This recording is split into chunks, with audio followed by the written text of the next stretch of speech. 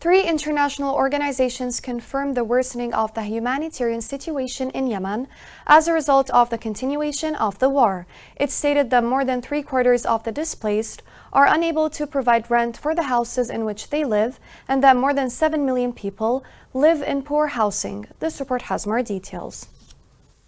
Three UN organizations confirmed the exacerbation of the humanitarian situation in the country as a result of the continuation of the war,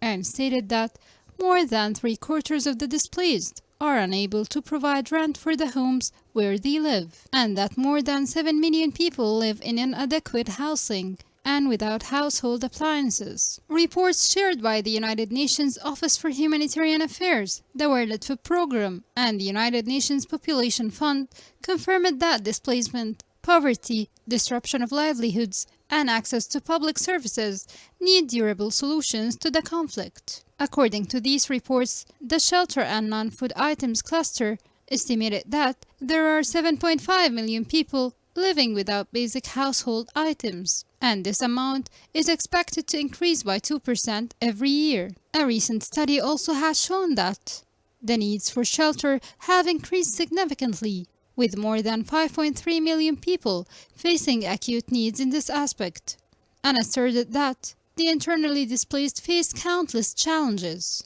According to these UN data, among the 4.5 million displaced people, at least 25% of them have been displaced twice or more, while more than two-thirds of the displaced people live in rented accommodation or hosting places. And 82% of the displaced people reported internally and those interviewed about serious difficulties they face in paying the rent, while about 76% stated that they hadn't paid the rent for more than 3 months, which increases the risk of evacuation, especially for low-income families who are less able to meet basic needs. With these reports anticipating a continued deterioration in the economic situation of the families, they confirmed that access to basic household items at affordable prices remains a challenge for low-income families, as about 81% of the affected population reported that they don't have minimum amount of household items, while 38% resorted to reducing spending on the purchases